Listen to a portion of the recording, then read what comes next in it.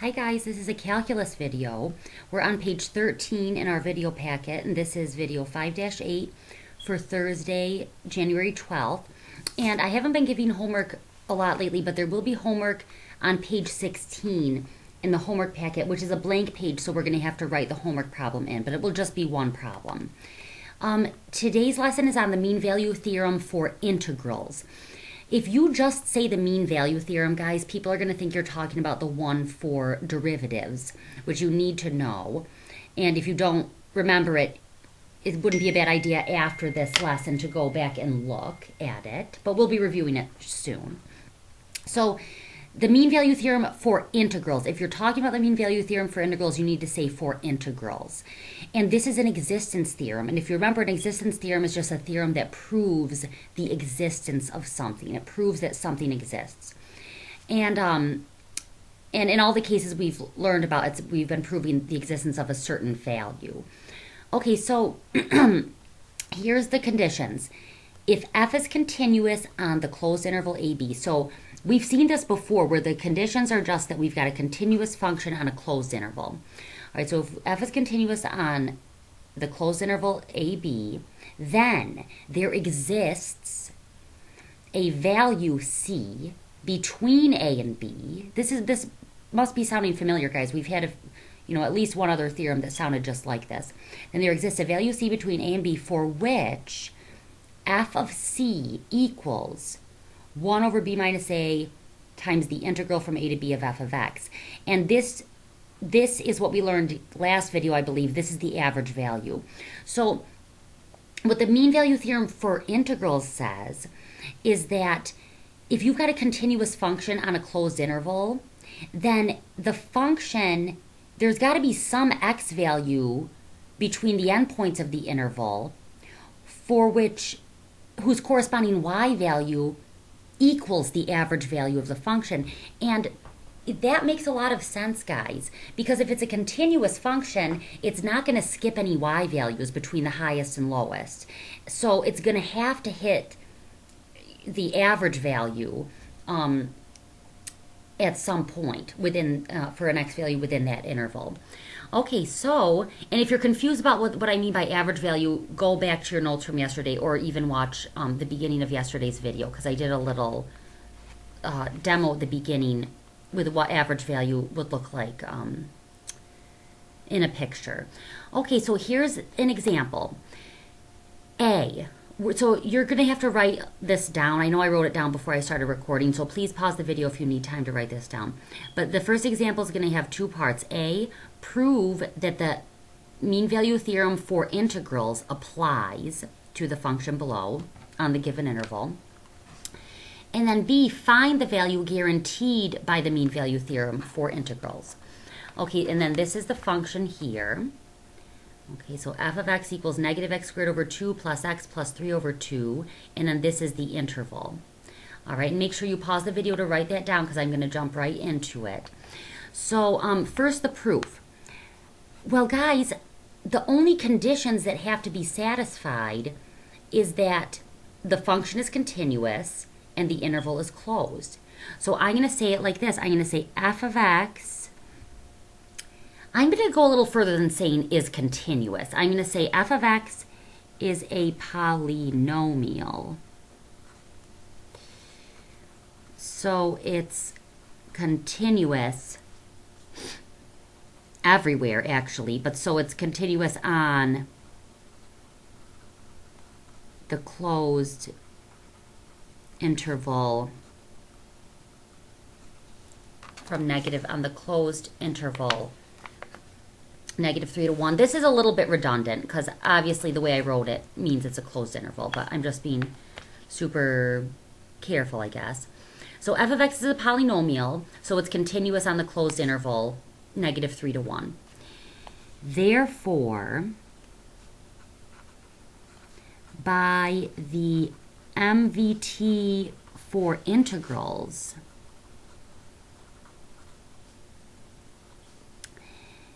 there exists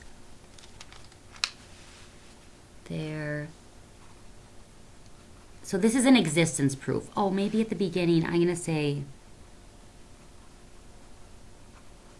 existence proof like we used to.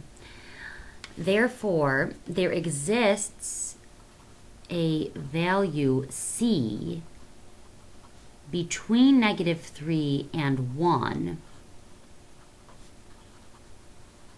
for which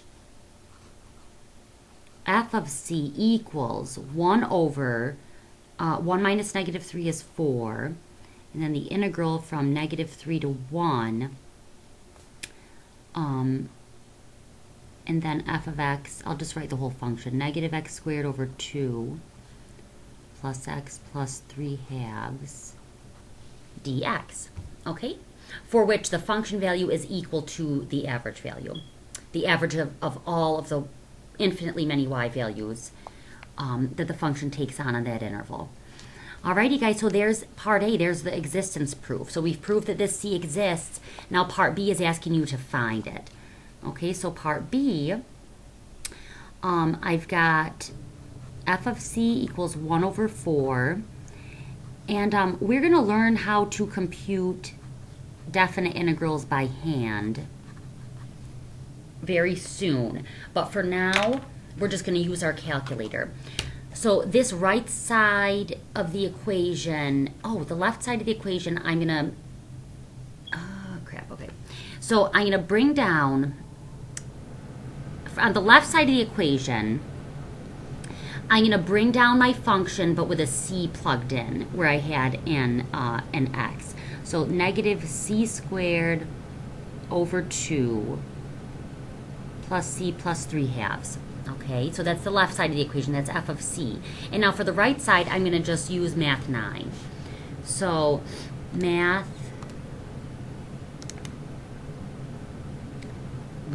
9. And then I've got -3 to 1, -x squared divided by 2 plus x plus 3 halves. Okay. And I end up with -8 thirds. Okay. So, oh darn, divide by 4. Oopsie. So I have to divide that by 4 because it's multiplied by a fourth. So -2 thirds. Okay, so -2 thirds. And this is a quadratic equation. So I'm going to clear the denominators by multiplying both sides by 6. Okay, so I'm multiplying both sides by 6. So I end up here with, I'll do -6 so that I have a positive leading term. Multiplying both sides by -6. So I end up with positive 3c squared minus 6c minus 9 equals positive 4. Okay, this is a quadratic, so 3c squared minus 6c. I haven't done this yet, guys, so please comment below if I make a mistake that I don't catch by the end of this, right? Because that's -2 times 2. Okay. And then this is minus 13 equals 0. And I want to think of two numbers that multiply to make -39 and add to make -6. If this is gonna factor. And I'm thinking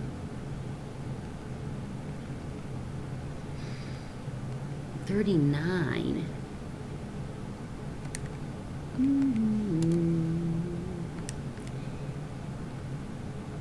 1 and 39, 3 and 13, and nothing else. Okay, so this is not going to factor unless I've made a mistake, but I don't think it's going to factor. So you have to use the quadratic formula, or, yeah, this is not probably not a bad idea to review how to do this in the calculator. Okay, so another way, so you could use the quadratic formula, or if you have your calculator handy and you're allowed to use the calculator, I'm going to graph the quadratic. So 3x squared minus 6x minus 13. And I'm just going to do a standard window, so I do zoom 6. Right? And I'm going to have two solutions. All right, the solutions are the zeros. So I'll have a solution there and a solution there.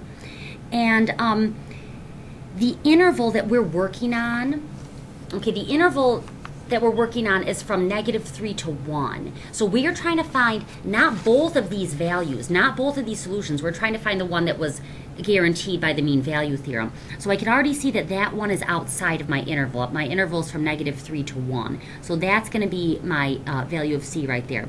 So a way that I could find this is I can go second trace, which is calc, and then I do 0. Okay. So left bound means they want that like blinky thing to be to the left of the 0 I'm looking for. And then I hit enter. And then right bound I move to the right of the 0 I'm looking for. And then it says guess, so you hit enter a third time. And that's what we get for it. Okay, so C equals, so that was probably, I'm glad I did that because that was probably a good refresher if you didn't remember how to do that or if you didn't ever even learn it.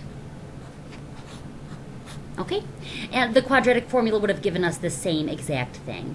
All right, I hope I didn't make a mistake. I didn't catch one at least, and that's the lesson. So you're going to have to write down the homework. This is page 16 in the homework packet. It is the same directions as the notes for this function on that interval.